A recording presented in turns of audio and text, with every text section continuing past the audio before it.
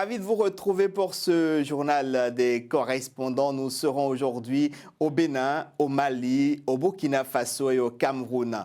Une conférence régionale sur les médias, la liberté de la presse et la démocratie s'est tenue du 18 au 19 octobre dernier à Accra, au Ghana. Notre correspondant malien y a participé, occasion pour lui de questionner des journalistes de la Guinée, du Mali et du Burkina Faso sur l'état de la liberté de la presse dans ces trois pays contrôlés par une junte. Bouraïma Solo.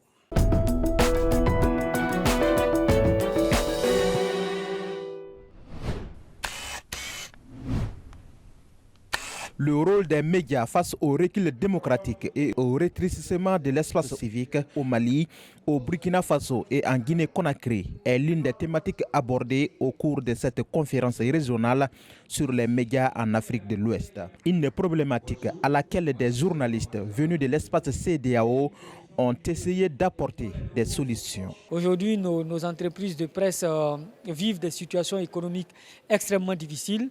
Les journalistes ne sont pas bien payés. Les entreprises elles-mêmes n'ont pas les moyens d'envoyer les journalistes dans les fins fonds de nos pays pour faire des reportages, pour pouvoir mieux informer nos populations.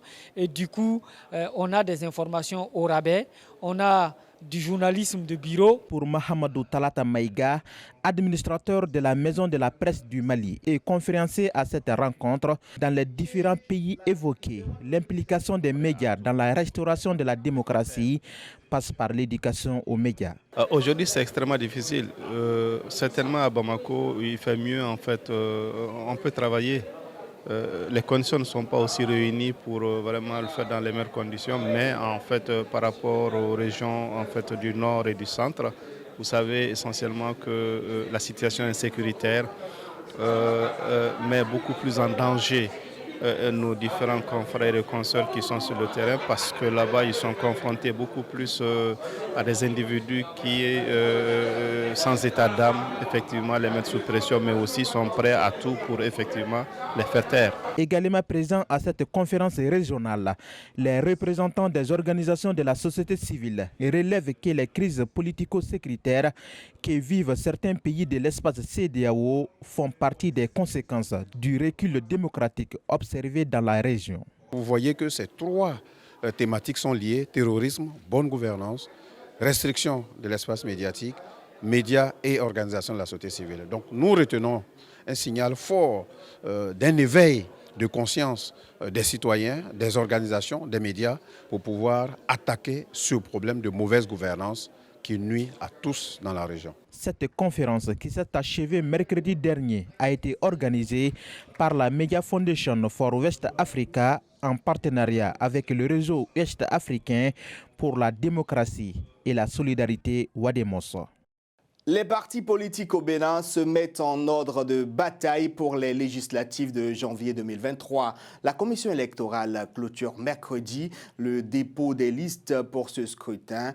Absent à la dernière échéance électorale, l'opposition se prépare activement pour être cette fois-ci de la partie. Kevin Sonsi.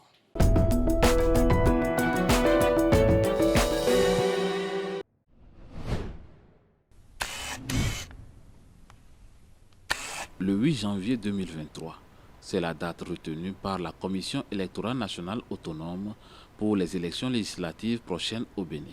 Nous nous sommes intéressés à l'opposition pour s'informer des préparatifs et dispositions prises par cette catégorie d'acteurs politiques pour ne pas être du reste à cette grande consultation, comme ce fut le cas en 2019. Tout le peuple béninois a soif de voir aujourd'hui l'opposition, ses représentants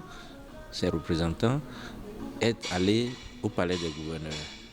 Du coup, ces échéances sont pour nous d'une importance capitale. L'opposition elle-même ne parlons pas tous d'une même voix, mais nous essayons quand même de nous entendre sur le minimum pour qu'ensemble nous puissions aller avec beaucoup de chance à ces échéances-là. Les législatives du 8 janvier 2023, un enjeu politique de taille pour tous les partis politiques régulièrement enregistrés au Bénin au regard du code électoral en vigueur. La grosse question serait de savoir si ce prochain rendez-vous serait inclusive, comme le réclament certains partis de l'opposition. Je crois que c'est de grands enjeux qui s'annoncent. Vous savez qu'il y a des dates en fait. Le 8 janvier 2023, ce sera un grand rendez-vous où les partis politiques vont compétir, vont concourir à la conquête des sièges au Parlement. Alors, qu'il vous souvienne qu'en 2019, l'environnement politique n'a pas favorisé l'opposition, les partis de l'opposition, pour qu'ils puissent concourir parce qu'ils ont été disqualifiés. Aujourd'hui, tel que les choses évoluent, la plupart des partis ont pu s'organiser de sorte à respecter les prescriptions du code électoral d'achat des partis politiques, ce qui ouvre le boulevard. Le doute n'en demeure pas moins visible dans le camp de l'opposition, malgré la disponibilité manifeste du président de la République, Patrice Talon, à œuvrer pour des élections inclusives et participatives. Les acteurs politiques de l'opposition, les militants et sympathisants des partis politiques de l'opposition sont décidés à faire feu de tout bois pour que cette élection-ci soit effectivement inclusive, qu'ils puissent participer et se retrouver à l'Assemblée. Nous ne croyons à rien, mais nous travaillons à éviter toute possibilité de se voir être exclus à ces élections. En attendant que les partis politiques se fixent définitivement, la Sénat annonce déjà que le dépôt des dossiers de candidature pour cette législative se fera du 28 octobre au 2 novembre 2022 et la campagne électorale débutera le 23 décembre. Pour être complet sur l'organisation des élections au Bénin, dimanche dernier, les démocrates, un parti de l'opposition, a dénoncé des difficultés à obtenir le quitus fiscal, un document exigé à tous les candidats. Cameroun à présent, la Banque islamique de développement apporte son soutien au Cameroun dans sa politique de relance économique post-Covid.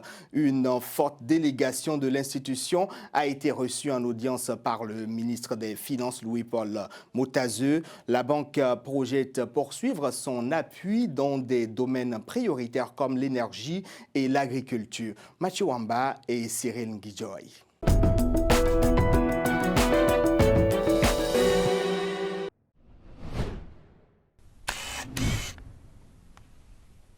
Comment ça va? Bienvenue. Partenaire de longue date, la Banque islamique de développement réitère son soutien à l'État du Cameroun, qui a pour souci de contenir le taux d'inflation face au choc causé par la pandémie et la crise russo-ukrainienne.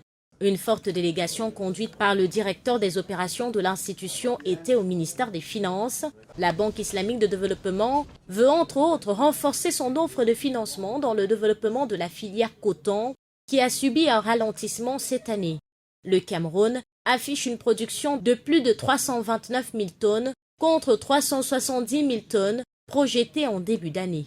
Et nous sommes là pour continuer à appuyer l'économie camerounaise dans notre intervention au niveau du financement du commerce de l'ITFC.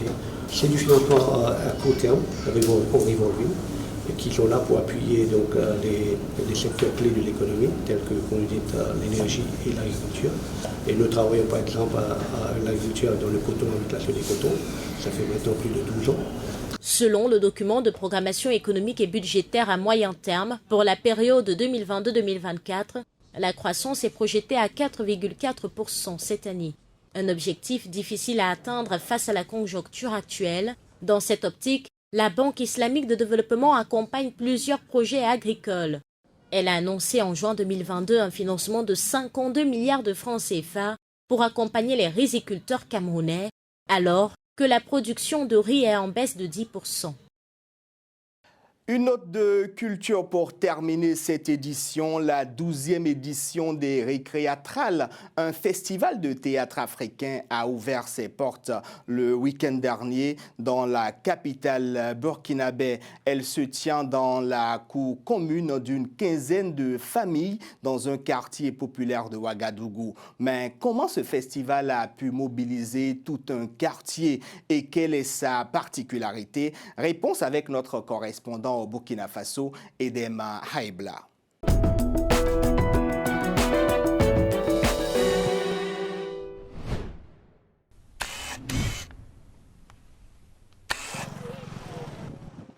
Le quartier Bougumsemtenga à Gouné célèbre la 12e édition et les 20 ans du Festival des Récréatrales.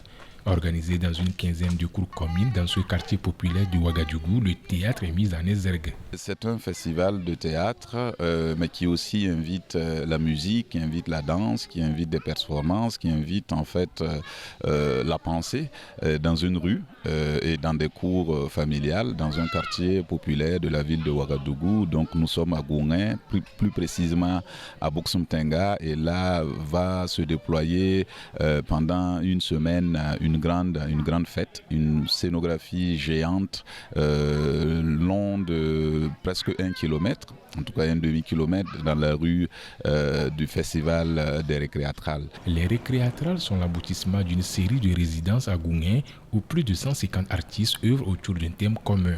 Et c'est tout un quartier qui adhère à cette philosophie.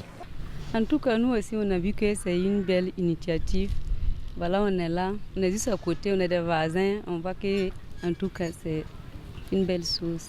Bon, moi je pense que c'est l'entente. Voilà, le parrain, c'est quelqu'un qui est positif, c'est quelqu'un qui est cool, il est sympa. Même si nous on le croit dans la rue, et il garde sa voiture, il vient nous saluer, on cause ensemble. C'est quelqu'un, voilà.